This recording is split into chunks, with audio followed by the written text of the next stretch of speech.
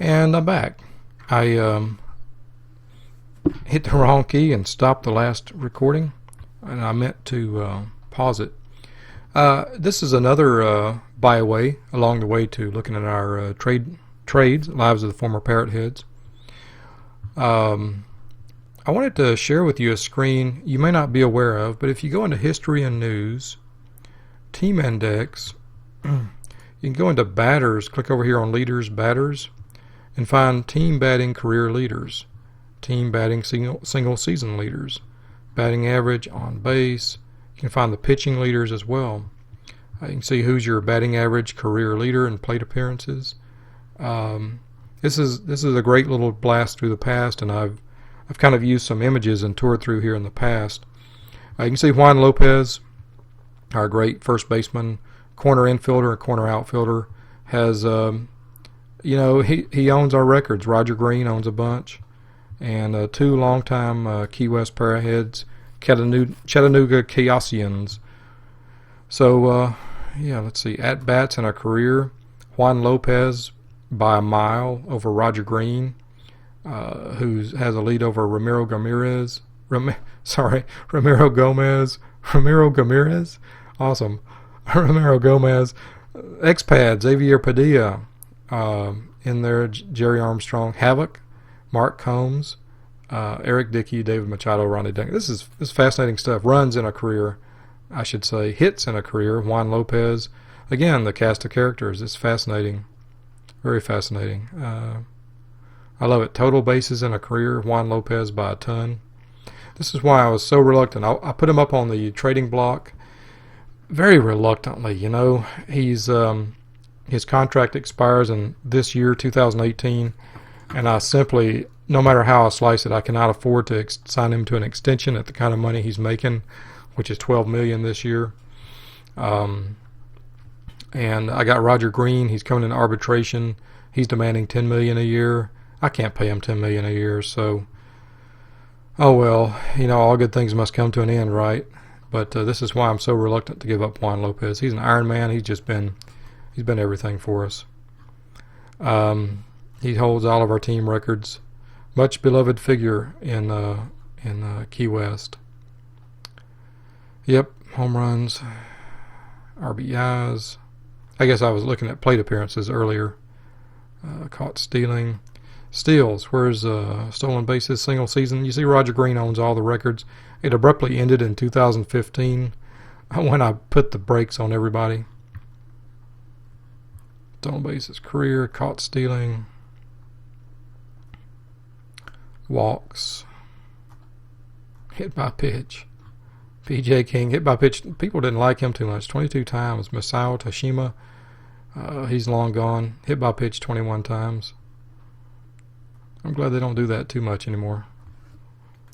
Roger Green. I mean, it happens, but I'm glad to see our guys are not getting hit by pitch too often. Okay, I'm going to pause here and take a look at the pitchers. ERA, David Conley. Now I think he's either Tijuana or Vancouver. He's doing great. I couldn't afford his extension. I could have, but, reliever. It's too much in my opinion. He was asking too much. I couldn't negotiate lower, and I really didn't want to. I had some up-and-coming guys that I wanted to put on the rotation. ERA for career. Wins for career. Well, this is a great place to come and stroll through when you have some time. Hector Rios won 9 games in 2012. Long gone. Dan Garrett, 110 in 2013. Long gone. Yeah. Jose Rodriguez, who is long gone, owns, actually, Roman Ramos finally has caught up and tied his record of 12 wins in a year. And Ramos' next win, he'll finally have the record books to himself. Rios owns the record for losses in a year. Yeah. Losses in career. Cool stuff. Saves. Cruz is having a great year for saves. But as you can see, he's only got Jason Piper has 108 career saves. He owns the saves record book. Jack Johnson had a great year in 2016 as a closer. And, yeah. Well, so single season save record is 32. Cruz has got a long way to go. He's at 24. He needs 8 more saves to tie our all-time record. Of course, with the extended season, we'll see a lot of these records fall now, won't we? Complete games. Never have been too much of a complete game person. Just don't have the stamina to do it. All right, just a quick walk through the record books there. I'll be right back. And here's another thing I wanted to share with you. Starters, positional. You can see there's the screen, the color changes when there's a change. It goes from gray to white. And since 2015, Mark Combs has been our catcher. Juan Lopez, first base, since time began. Second base, we've had some turnover. Eric Dickey was the man for a few years from Chesapeake, and now it's Armstrong. That Chesapeake trade's probably the next one coming up. 2015, Dickey. I need to make note of that here. That's probably the next trade coming up. Armstrong, now our second baseman. Well, probably Hickey actually now. He'll probably get the most starts at second. Padilla, Xavier Padilla, ex-Pad, was our starter at third base. Then we got Kenio. Probably going to go back to Armstrong now with Kenio's injury. King, Armstrong, Machado, shortstop. I thought we were set on Machado, but then Rickroll Hamilton came to us in a trade that we'll be talking about. And actually McLean has been our primary guy at short, but Hamilton's getting more total plate appearances in the infield. Left field, Tashima, then Gomez when he came of age, and Rodney Duncan has been it since our trade in 2015 with BC, which we'll get to soon. Duncan, of course, injured, and we have replacements there. Green was our center fielder. He's hurt this year, and Dalton is it for now. Green should be back on the roster, and that'll help with the Duncan issue. In right field, Duncan's been our right fielder. He kind of goes back and forth between right and left since 2015. Havoc actually got some more plate appearances in right field in 2015. But Severino Aroso was our right fielder that I inherited to a monster contract. He was a good hitter, but I couldn't afford him, and his defense was deteriorating. And Gomez, career left fielder, he's been getting a lot of starts in right field this year. He was injured last year, as you can see. Duncan, Green, and Duncan. No, Duncan wasn't twins. It's just that he had more total plate appearances, I guess, in both of these positions than the other guys. All right, pause it here and be right back. All right, let's take a look at Eric Dickey. 2014, he was traded. That was 2014. So maybe this was my first trade. I needed a second baseman badly. I had nobody really of any importance at second base. You saw some guys. Let me go back here a second.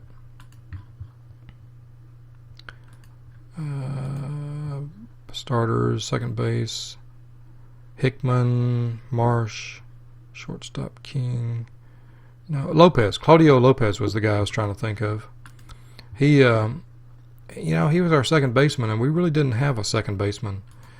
So in 2014, this was probably the first trade that I made. In July, at the trading deadline, 2014, off-season 2014. I'm sorry, looking at the wrong thing. Off-season 2014, Fig Nuts came to me and said, I approached Fig Nuts, and he had floated Eric Dickey out there as a possibility, and I said, what do you want for him? And we settled on Luis Ramirez. So let's take a look at Luis Ramirez. He is still with Chesapeake. He has fallen off dramatically. At the time, I thought I had just promoted him. Let's go look at his batting history. I inherited him 2012. He did well in AAA in 2012 and in 2013, and I brought him up in 2013. He was ready, and he hit 302, 333, 482 for us in 34 games in 2013. and he was pretty much my starter for 2015. I had him penciled in. He was my guy. And he hit 271, 339, 368 for us. Just one homer, but 22 doubles. I really liked Luis Ramirez. He was much better than his ratings show now. And so it was a big concession for me to go ahead and give him up, because I had Mark Combs coming up. And as you just saw, Mark Combs was pretty much, he was our starting catcher in 2015. So 2015, the off season of 2014, I trade him with Chesapeake for Eric Dickey.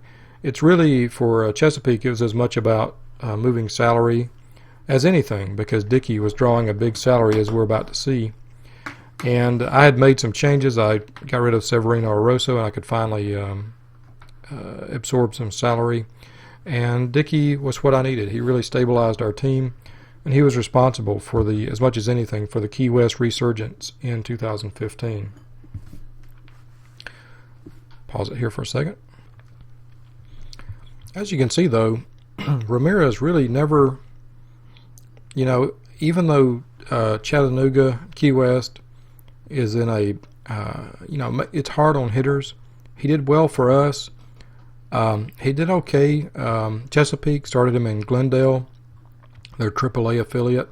He did well in Glendale, 269, 327, 394.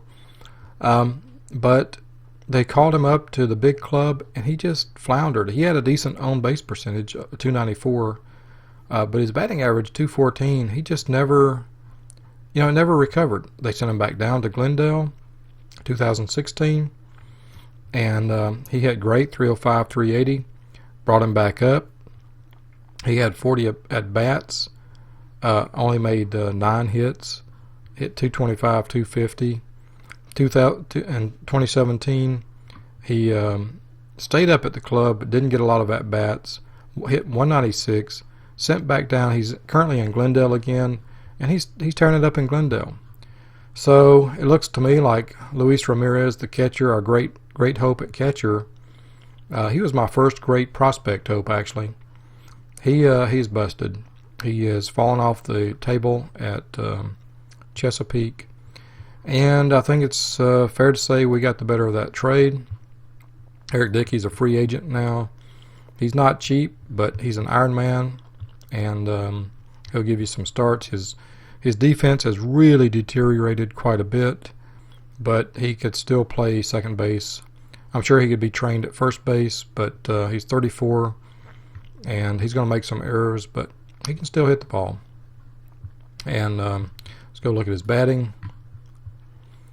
He came to us in 2015, and what a great year he had in 2015. 275, 345, 335. His OPS plus was not at 100, but he didn't have power. But man, he gave us 275, he gave us contact, and he scored a lot of runs for us. He hit safely 124 times and scored 66 runs. That was huge for us. We were not a run-scoring team in 2015. Dickey was just what we needed. In 2016, his at-bats were down. I'm trying to remember why. I think it was because I was platooning him a bit. But probably platooning him with both Armstrong and David Machado. But still, he hit 274, 336. Talk about consistent. 275, 274. And then in 2017, he pitched. He was on our club for most of the year in 2017, hitting 284, 355. And we traded with Winnipeg. This was the Denny Hunt trade in 2017. Although Dickey was hitting fine for us, I needed a boost to overtake the Gookstavilles, and so I moved Dickey. He was in the last year of his contract, and I got Denny Hunt instead. And actually, my salary structure got a little bit worse with Hunt, but anyway, and I gave up. I think we swapped. I sent my 3rd round pick to Winnipeg, and they sent us their 5th round pick. So, yeah, we gave up something in the draft, And Dickey hit quite well in the remaining appearances at Winnipeg on a platoon system. He hit really, really well. So, he's out there. He's a bat not to be overlooked. Let me think. What was I looking for here? Oh, history. I wanted to go back to history. Denny Hunt. He hit extremely well for us. 419, 486, but not enough to power us into the playoffs. Was it worth it in retrospect? I don't know, but I think it's a move you got to make as a GM. When you're in striking distance and you're 4, 5, 6 games back, you're at the trading deadline. You got to make a move. You got to do what you can to help the team.